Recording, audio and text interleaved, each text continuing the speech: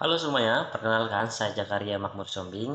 Kali ini saya akan menjelaskan bahan sajian saya di kelas seminar Biblika Perjanjian Lama yang berjudul Berbagilah orang yang engkau pilih, tafsiran historis kritis, Mazmur 65 ayat 1 sampai 14. Kita berangkat dari situasi saat ini bahwasanya peperangan antara Israel dan Palestina ini memberikan suatu tangisan yang menjauhkan kebahagiaan untuk dimiliki oleh manusia dan kematian dan rasa benci yang mewarnai peperangan tersebut. Peperangan antara Israel dan Palestina ini mengakibatkan kelaparan besar-besaran yang terjadi di daerah Gaza. Itu 70% ladang ataupun tanaman hancur oleh peperangan tersebut. Dan 41.600 orang tewas, sebagian besar adalah anak-anak dan wanita, dan ada 96.200 orang yang terluka akibat peperangan tersebut. Maka Mazmur 65 ayat 1 sampai 11 14 ini ingin menawarkan bahwasanya setiap orang yang akan dipilih Allah untuk menerima kebahagiaan, bukan kebencian dan penderitaan.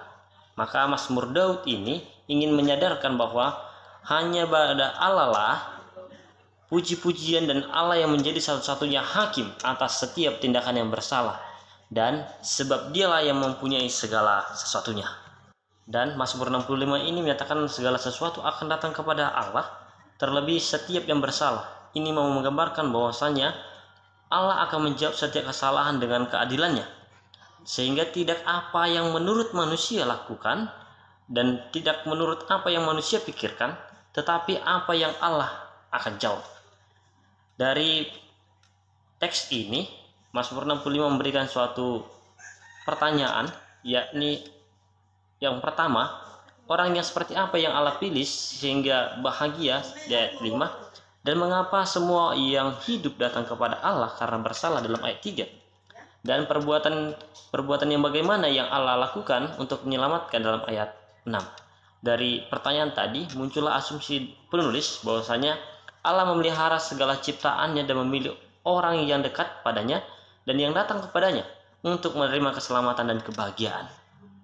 Dalam landasan teori bahwasanya ada dua kata, yaitu berbahagia dan pilih. Kata berbahagia dalam etimologi dalam bahasa Ibrani yakni kata eser, yang berasal dari akar kata asar dalam bentuk maskulin yang berarti keselamatan, bahagia, sehat, puas, senang, keberuntungan dan kebahagiaan. Dalam terminologi kata eser tadi diterjemahkan sebanyak 45 kali sebagai berkat dan bahagia. Maka dari itu eser sebagai kebahagiaan dan kebahagiaan yang tampak dalam berkat tersebut. Lalu yang kedua, pilih. Kata pilih secara etimologi yang dalam bahasa Ibrani yakni kata bahar, yang berarti suatu pilihan yang hati-hati disebabkan oleh kebutuhan aktual, pilihan sadar sesuai kriteria. Lalu pilihan tersebut mengambil dan juga menentukan lakah dan hoil. Kata bahar itu dalam terminologi diterjemahkan sebanyak 72 kali, yang digunakan untuk memilih, untuk dipilih, dan untuk menentukan. Lalu metode yang penulis lakukan yaitu metode historis kritis yang mencakup 9 jenis kritik yang dilakukan dalam menjabarkan isi metode historis kritis tersebut, yaitu kritik teks, kritik struktur, kritik redaksi, kritik sastra, kritik bentuk, sistem elemen, tafsiran ayat, skopus, dan juga teologi. Dalam kritik teks mengatakan, penulis melihat dalam ayat 3 ada kata someyak tipelah, ada kakal basar yaubu dalam bahasa Ibrani, dan dalam TBL ayat 2 dalam ayat 3 sampai 4a, hai engkau yang mendengarkan doa, kepadamulah semua orang datang menghadap karena bersalah. Terjemahan dilakukan oleh penulis yang bahwasanya hai engkau yang mendengarkan doa, kepadamulah semua daging datang. Jadi melalui terjemahan yang dilakukan penulis tersebut, bahwasanya penulis sejalan dengan King James Version dan Bible Toba yang hampir sejalan dengan bahasa Ibrani. Dari kata basar yaitu daging, yaitu mengartikan manusia dan hewan, bukan semua yang hidup dalam artian tumbuhan juga, tetapi ini hanya kepada yang bersifat daging saja. Lalu dalam kritik struktur, penulis melihat bahwa struktur tangga, bahwasanya Mazmur 65 ayat 1 sampai 14 ini merupakan bentuk puji-pujian, Dalam bagian A ayat 1 sampai 5 itu puji-pujian kepada Allah yang mendengarkan doa dan yang mengampuni dosa. Dan bagian B ayat 6 sampai 9 segenap bumi memuji Allah karena perbuatannya yang dahsyat.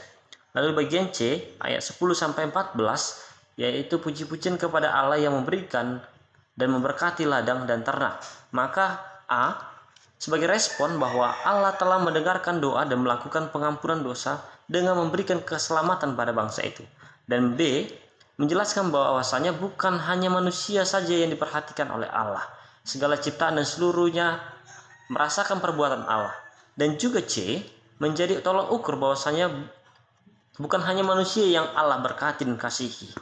Bahwasanya di sini tampak ladang dan ternak Allah ikut berkati dan perhatikan. Jadi hubungan A dan B dan C terletak hanya Allah yang berperan dan bertindak menjadi sentral atas segala yang Tuhan ciptakan dan juga puji-pujian. Lalu melalui kritik redaksi dalam pandangan Michael Wilcock menyatakan bahwa Mazmur 65-68 yakni adanya pemimpin biduan dan Mazmur Daud. Dalam teks ini dijelaskan bahwa Mazmur Daud dipandang sebagai orang yang menetapkan tugas serikat penyanyi dalam ibadah di Yerusalem pada tahun 1900 sebelum Masehi. Jesus Ben Shira menyatakan bahwa peran Daud secara puitis menggambarkan dirinya secara pribadi menyanyikan pujian kepada Tuhan sepanjang peristiwa dalam hidupnya dan juga sebagai musik untuk pesta dan ibadah sehari-hari di pelantara suci.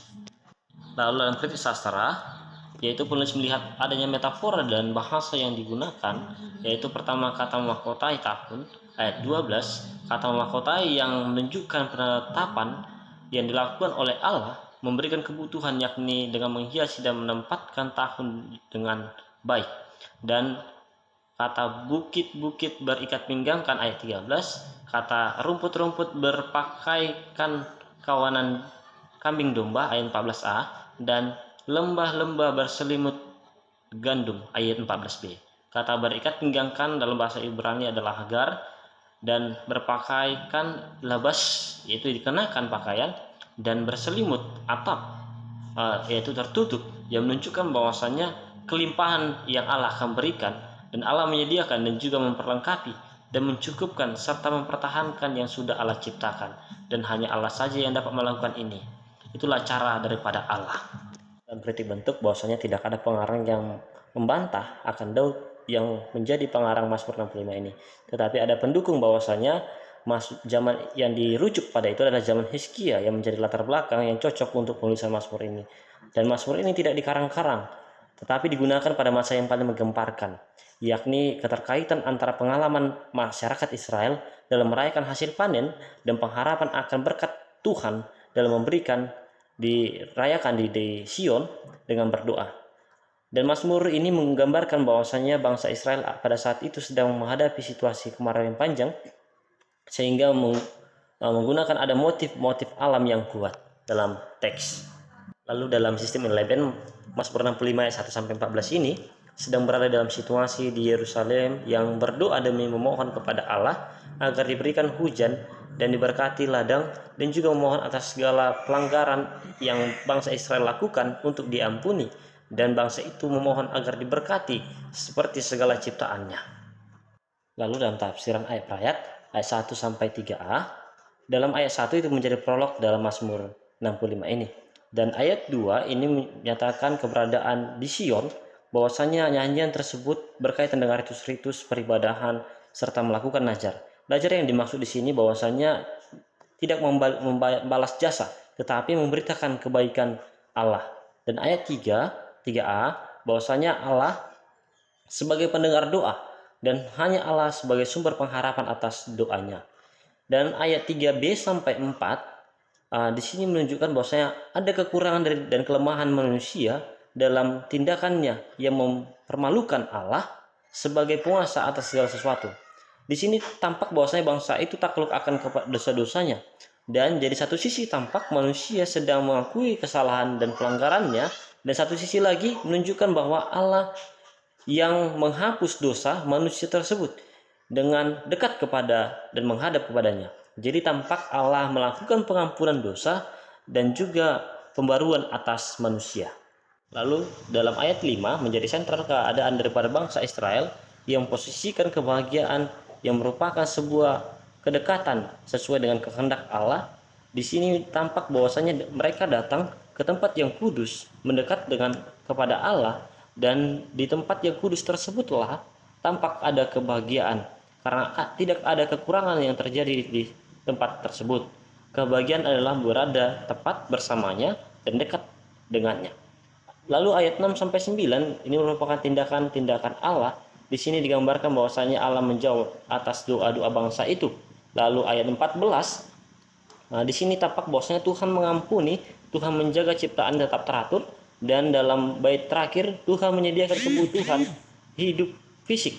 Allah datang memperhatikan tanah, memberkati tanah itu. Ia mengindahkan seperti mengindahkan manusia dengan memahkotai dan membanjirinya dengan berkat dan rahmat yang dari Allah yang berkelimpahan. Lalu dalam Skopus, keselamatan dan pengampunan adalah kebagian orang-orang pilihan dan yang memilih Allah, karena Allah memberkati segala sesuatu yang menghadapnya dan Allah mendengarkan doa serta menjawabnya. Lalu di sini ada teologi kebahagiaan, yaitu orang yang diselamatkan mengucap syukur dan membicarakan keadilan dan keselamatan yang sudah diterimanya. Jadi setiap doa syukur ditujukan kepada Allah yang melepaskan dari segala dosa dan pelanggaran dan lain sebagainya. Itu ditunjukkan dan tumbuh tampak pada setiap apa yang ada dalam hidupnya.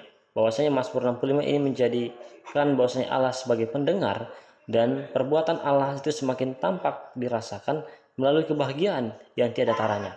Ketika orang yang menerima kebahagiaan menyadari bahwasanya ia adalah orang-orang yang Allah berkati, selayaknya Allah memberkati segala sesuatunya.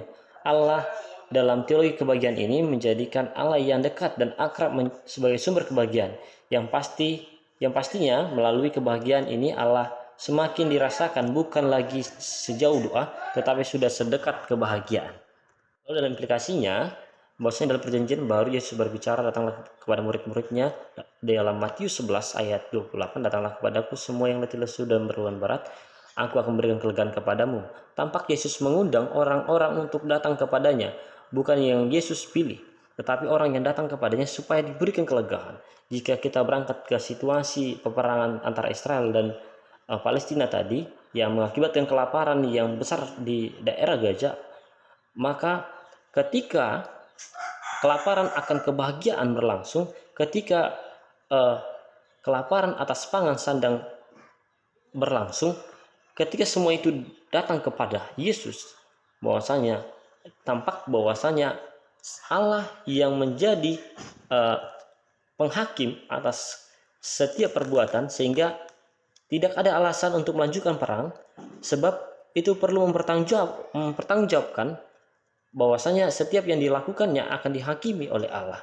Jadi Allah akan memberikan berkat kepada segala sesuatu yang datang kepadanya, baik itu keselamatan dan juga pengampunan dosa dan juga kebahagiaan. Jadi Yesus menyatakan bahwasanya setiap yang letih lesu dan beban berat kiranya datang kepada Yesus agar diberikan kelegaan. Dalam hal ini, orang-orang yang melakukan peperangan haruslah memilih Yesus sebagai jalan untuk menerima kelegaan tersebut.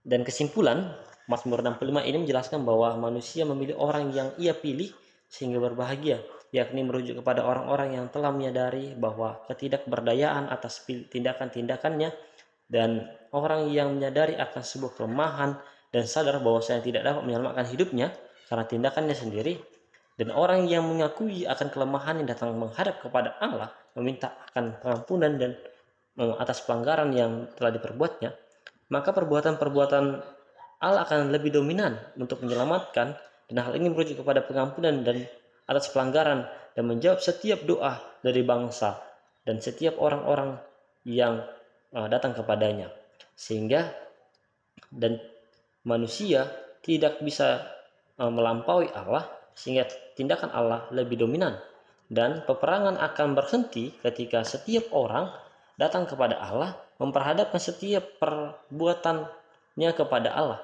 maka Allah akan memberikan perdamaian dalam hidupnya. Sekian dari bahan sajian saya.